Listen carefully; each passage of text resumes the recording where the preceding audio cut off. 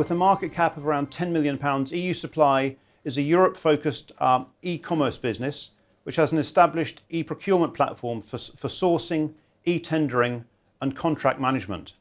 It's tailored very much for the regulated European public sector market and has a real focus on the electronic tendering aspect of that market.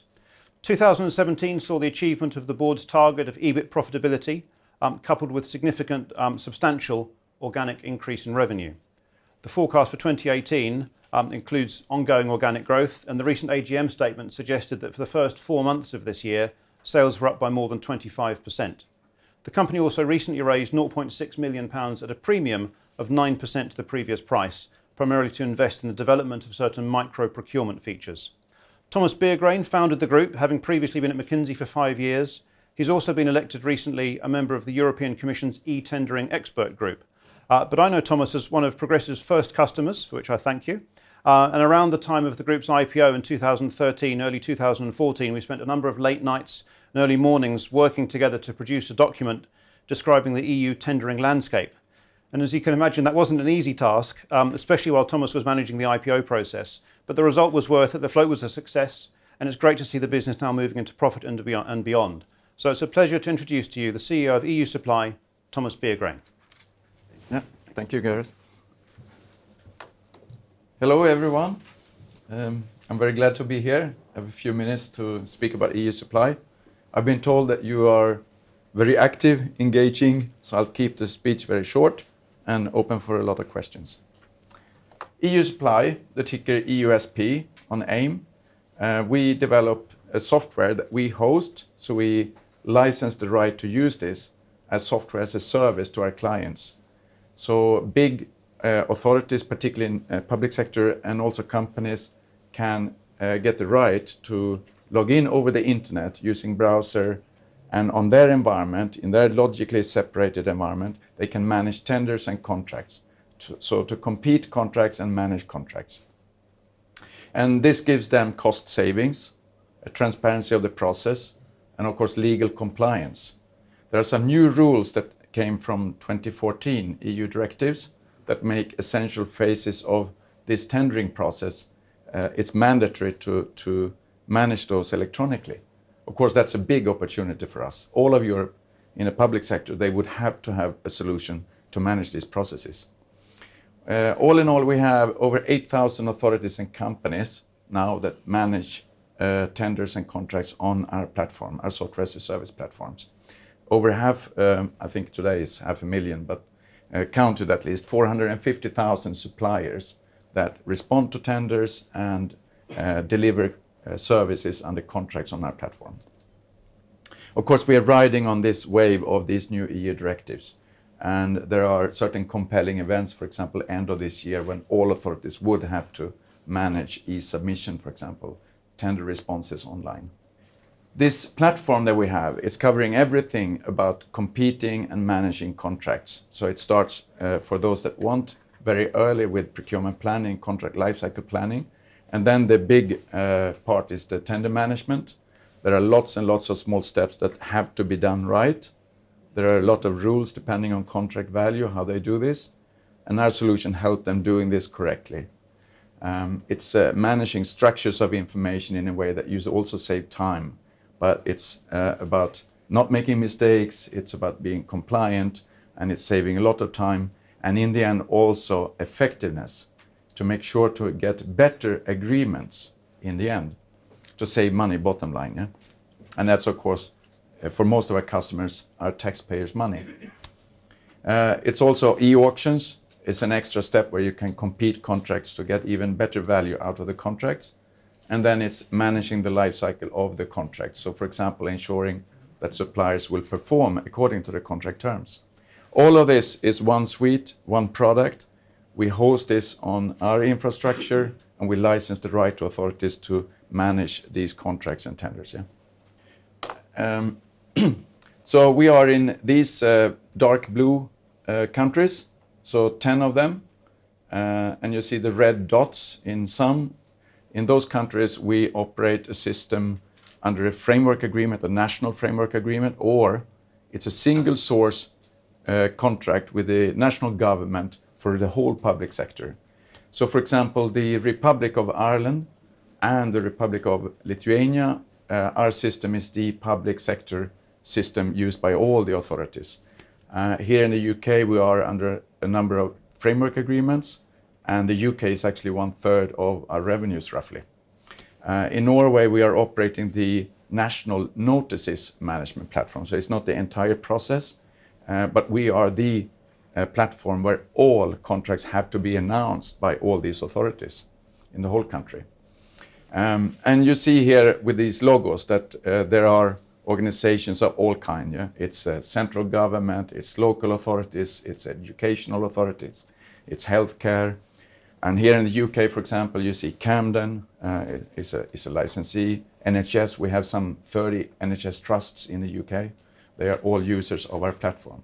National Savings, you see that blue light is all the police forces and fire and rescue services. Here in the UK, we have a framework agreement. So Met Police and others are using our platform to manage tenders and contracts. Sellafield, it's the nuclear operator decommissioning old plants.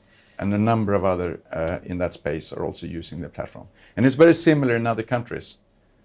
Big authorities, small authorities, a lot of them. Yeah. Recently, we also try in a new way to get into Germany, and we have 2 new large agencies or central purchasing bodies.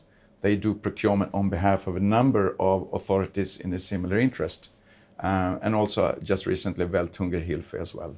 So this is our footprint. We're a well-established business. We, of course, want to manage this with low cost as well and grow as much as possible when we now have this opportunity with the directives. And this is one example. In Norway, we counted actually the first 4 months of this year. We have over 100 new end customers in Norway and Denmark combined. Many of them in Norway. So most of these on this slide, they're all Norwegian here, are new customers or new users of our platform from early this year. Yeah? And at the bottom there, there are a lot of departments, ministries, central government. You have lots of local authorities. You have purchasing organizations working on behalf of a lot of organizations. It's spanning the whole public sector. Yeah? So over 100 new even in this year only. Yeah? How do you manage all of this without cost going up the roof? We want to get all the revenues, but we also want to keep costs down. Yeah? And we have found a clever way here that we have built a way of, we're able to configure the platform to cater for many different needs. So on one big platform with redundant servers, we work with an object model like you see on this picture here. So you have system level. Under that, we can create operators. We call it operators. We can assign such an operator to our Dutch partner, for example, or our French partners. Then they can manage their business remotely over the internet in their operator and below, yeah, in that part of the tree structure. It's all on the same infrastructure. We're not duplicating cost on this infrastructure. It's all the same infrastructure, and we can manage many different needs on that same infrastructure. So under such an operator, say for example our Dutch partner, they can configure all the procedures according to the Dutch rules, all the nitty-gritties about the procedures according to their rules. They can configure that, and they do that online. So they, with checkboxes, settings, single choice, yes, no, and so on. All of these are set in the database, and that governs and controls the behavior of the platform for those users that log in their area. So they can manage that on an operator level and then create units underneath for each customer. This is all on the same infrastructure. And the rules are very, very different where we manage that on the same product, which means that we're not duplicating the product development. It's one product for all of Europe. We are able to cater for all the differences in the needs across Europe. Someone wants it more advanced, a lot of functions. Others are more keen to make sure it's very easy to use. We can cater for all of that and different legislations, yeah? And all at very low cost. And that makes it possible to deliver very rapidly for new customers as well, like these 100 new in Norway and Denmark, for example. It would be impossible if we needed to deal with the infrastructure for them. So this has led to a profitable growth platform for us. It's a very scalable business model. So 100% of revenues is SaaS delivery, software as a service delivery to end customers. It's a single product. We have over 20 million pounds invested in this product.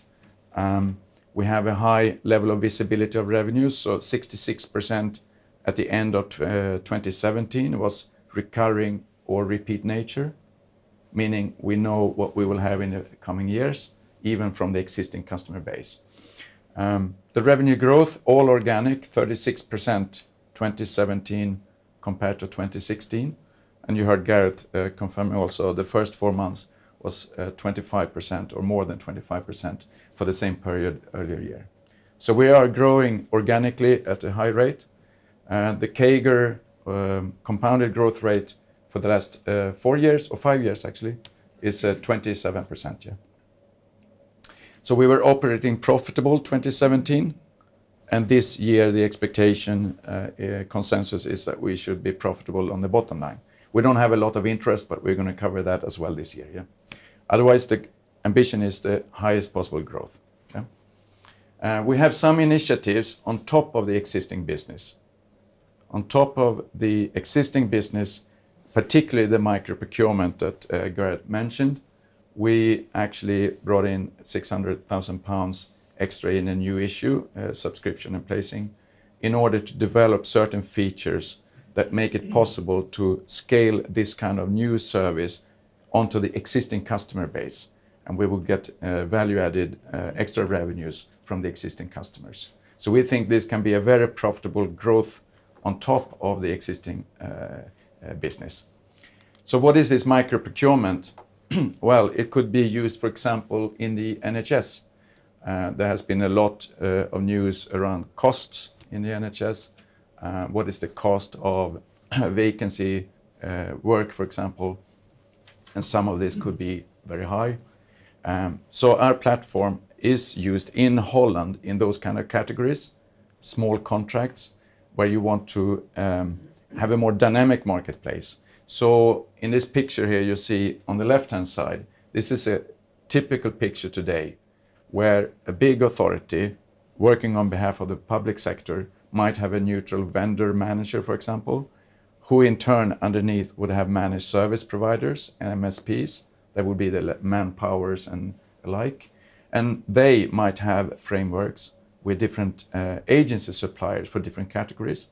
So you're looking at 3 or 4 levels of overhead above the people, the individuals, the consultants that would actually do the work. This has a lot of cost, and it's also very rigid. It means that you are not really looking for the maximum competition at every layer. So someone may be looking for an agency supplier that covers the whole country. Only big companies can comply to that, meaning small service providers may not compete directly. All this overhead cost is non-value added in this way. So our solution used with this micro-procurement could shortcut that, bypass that, allow authorities to act directly on the platform to shoot out requests in certain categories using filters, and it will be received directly by sole traders, SMEs, small companies, consultants that could actually do the work. So you avoid a lot of overhead, but you also create a lot more competition. And these kind of dynamic marketplaces would allow new entrants to come in on a framework during the life of the contract. So it's not fixed for like 8 years or something like that. So we have seen cost savings over 25% with some of our clients or end customers, for example, in Holland. And these are big span categories. And we're going to now try to launch this service in other countries and in a more streamlined way. So that's about micro-procurement, and that's the new wave on top of the existing business. So I kept it short. I'm very open for question. So thank you. I was just wondering about the competitors. If you could talk us through about the competitors. Sure. And how do you compare with them? Yeah. So In procurement, very often you talk about pre-award, where you compete contracts, manage contracts, and you talk about post-award, which is more the purchase to pay, more transactional, which is about saving cost in the process. So, for example, you will hear from Practice later on. Their main revenues, my understanding, is in the post-award area. They also have a foot a little bit in our space as well. We don't meet that often, but that's post-award versus pre-award. We're one of the strongest in pre-award, and that is our focus. Then looking at the pre-award sector around in Europe, you typically have national providers in each country. And they are subscale, of course, trying to hang in there, but they cannot get leverage of one product like we have, where we can invest a lot more because we have the bigger revenue base from multiple countries. Yeah? There are a few that are bigger in the pre-award as well, but they are in the private sector. They don't comply with all the rules in the European public sector space. So looking at pre-award, public sector, we are one of the leading in this space here, in the pre-award. So if we say like in terms of ranking, where do you stand in terms of market share? Yeah, so we roughly, the picture is that we are targeting now a little bit more than 1/3 of Europe. And we are the top 3 in all these countries where we operate. And the market still has ways to go for the full adoption. So projecting in the future, if we look at like maybe 5 years down the line, because companies are going from towards the e-procurement side because of regulation, how big the market would be in what's the growth rate of that specific market? It's a bit difficult to put the finger on exactly how would it be, because you do have new services on top within this space, like this micro-procurement. But I think looking at Europe and license fees in this space, in the public sector only, it's probably, it's a few hundred million euro by now. And I think it will continue growing probably at 20% or something, at least for many years forward, yeah. So it's like software in general. You always look for new ways to create value, and this is a lot of value at stake here. Looking at public sector in Europe, it's about 15% of GDP. It's of course a concern for everyone to make sure you get the value for money. This kind of platform is the tool to use to achieve that. The other number you showed was 34% non-recurring revenue, so 66% is the recurring one. Where is 34% recurring? So it's very natural you ask that question, but actually it's a positive side on that. It's that we grow a lot. We have a lot of new customers. Many of them, of course, they need some training, some configuration, workshops. Some of them also want integrations with other systems. All of these are one-offs associated with new customers. We are just growing a lot, and all these new customers, they need certain services on top. And that's, of course, needed to make sure the change is successful. We want them to really use the platform. And actually, most of our customers remain customers for a very long time. We have very little churn, it's about the change with all these new customers, and because of our growth rate, that's a high percentage. But we still have growth in both, actually. Thomas, may I ask one more question? Sorry, from here. In relation to the growth that you're experiencing, you talked about 100 new customers in Norway, which sounds an enormous amount. How is that actually? It doesn't seem particularly to be translating into very, very fast growth. 100 new customers since the beginning of 2018, that's a lot of new customers. And yet you're anticipating perhaps organic top-line growth of, say, 20%. Yeah, so actually, many of the 100 new in Norway, for example, many of them, it's a land grab situation at the moment, since there is a compelling event. Competitors and we, of course, want to grab as many customers as possible. We found a very lean way, very rapid way to get the foot in the door, to help those customers comply to start with. So it's a very lean functionality set that many of them start with. And And of course, the fees are adapted to fit to allow them to go direct, etc. But what we have seen is that many of these that start with a light service, for example, a road authority in Norway, they start with a light service. If they really like the solution, they may start looking for more services. And of course, we offer that as well. Yeah. So we have a foot now in the door with a lot of customers, and we expect many of them to want more services over time. And in terms of the revenue by country, how does it break down? You talked about UK, Norway. Could you give us a rough idea at the moment? It's a good split. I mean, I should stick with what is public figures, but in our accounts, you would find about 1/3 being in the UK, and the rest is actually a good split in all these countries where we operate. So we don't have a lot of sensitivity to one particular countries. And you saw on the map, they are all in North and Western Europe, essentially. So we don't have any... It's a good portfolio, really. It's a good spread. Yeah. Thank you. And the rest of the world is essentially Norway. Yeah. It's broken down UK, EU, and rest of the world. Yeah. Thomas, just on the micro-procurement, that looks like an opportunity to upsell to existing customers and potentially to attract new customers. Is that something your competitors are also offering, or are you the only people offering that at the moment? Not so many, really. In Holland, there are a few that are doing this kind of service, but in other countries, it's not really fully developed, but we are seeing a strong appetite, a strong interest. But indeed, what you said is true.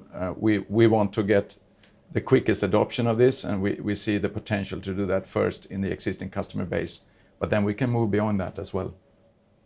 Would it be a selling point for new customers that you're offering that potentially? We make business where we get it the biggest bang for the buck for our own effort. Of course, if we see this being the biggest, most appealing new service, then we will spin on that. But at the moment, in the public sector, the most urgent need is compliance with these new directives. So we expect that to be the main driver initially, but this would be the extra following that. Thomas, can I just ask you, I just want to get clear in my own mind the market. You said you got about 1/3 of the market in the countries you're operating, is that right? Something like this, yeah, roughly. I mean. And you're doing 10 markets in the EU, is that correct? Yeah, but a few of them are just new markets for us. So, okay. Yeah, something like this anyway.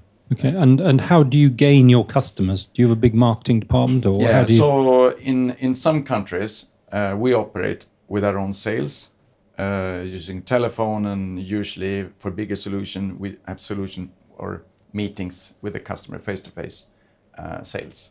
And we use a solution sales type approach. In some other countries, we have partners. They're not legal partners, but they are operating locally in those countries, like in Holland, for example. They generate the business in Holland, so they do the face-to-face sales and telephone and so on in Holland. And then they do the local support in Dutch. They do the training with their new customers, and we have a revenue share with them. So if we get the right partners, and they are as strong as our Dutch partner, for example, then we have a very high royalty and return on that initial investment. You're based in Sweden. What is your relationship with the Swedish market in these things? And yeah. Who is the main that's a long story. person who does... all the detail of that is actually in the IPO prospectus. But very short, we restarted a company in 2002. So this is after 9/11. And at that time, we had a portfolio of customers and a mix around in Europe. I happen to be based in Stockholm, but actually we have more business outside of Sweden, very little in Sweden. Yeah. We have our main development center is in Stockholm. We also have a development center in Tallinn, but the rest is home offices and smaller offices on the sales and business development side. UK is our biggest market. Could I ask, with the concentration of 33% of our revenues coming from the UK.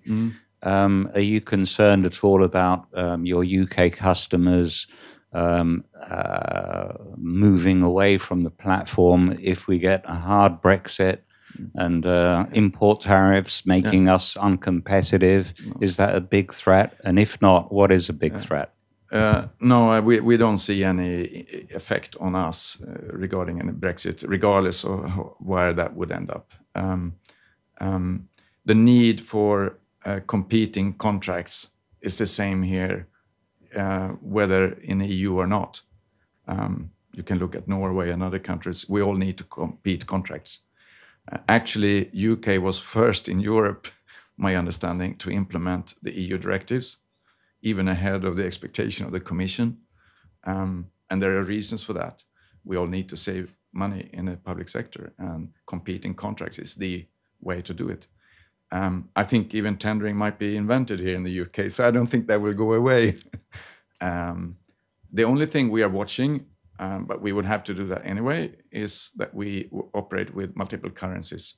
We report in sterling, and we have a cost base which is mainly non-sterling. So we just have to be careful on that. So we are managing our cash mainly in the net needed currencies. And in terms of tariffs, which have to be changed possibly, is that done at your supplier level, or is that done within the platform? Yeah, I mean, we have a structure. So we have a UK company here, the top company, the PLC listed here, but we also have an AB, for example, in Sweden. And also, when it comes to tariffs, my understanding is that it would not be on services, it's mainly on goods. So we're not expecting any impact on that at all. A last quick question from me. Is there a wish list for development for the platform, or would you say it's reached maturity? Oh, I don't know how to express it the right way. There is a huge wish list. We are usually always pressured to deliver. The good news is that we get our customers to pay for most of the enhancements. And we build it in our product, and we own the product. We get our customers to pay for our R&D, essentially. And that is part of the 34% of the non-recurring part as well. Yeah. So yeah, there is always more needed. And it's always a tough prioritization, what you develop first. Yeah. But we go for money first, as always. But beyond that, yeah. There's a lot more. I mean, this micro-procurement is a big area, but there are other areas on top of this pre-award, competing contracts, managing contracts, spend management altogether, yeah. Thank you. How long does it take to win a customer and then to get cash flowing from that? So most of our contracts, we make sure that, at least when it's end customer contracts, it's usually an annual fee paid up front. So cash is quick, is very positive, and it's also predictable for us. Sometimes it's depending on number of users in some way, or modules, where we could expect a number of users to start with, but then maybe increasing over time. But it's paid mostly upfront of each contract each year. So cash flow is good in our contracts. The time to get the contract, it varies a lot. If you talk about a big contract, there could be a number of meetings and a process. It could be 6 months. It could be longer even. But we have a portfolio in our sales approach. We don't go for only the 5 biggest prospects, and we're not spending any time. And what happens if we don't get more than 2 or 3? Or we have a portfolio. A lot of our prospects now are smaller organizations, and they all need to comply before October, for example. It's very, very short durations. In Norway, the deadline is now even in July, and that's why there was an avalanche now of some 100 new authorities there. Yeah, and then it's very, very quick. It's even down to order reception, I could almost call it. We have we have people contacting us and they want to be set up on the platform. We even make use of our own support organizations to deal with some of this because the volume, and we need to act quickly. Yeah? So some of them are very, very quick, just a day or two, yeah, and then they go. Others are a few months. Yeah.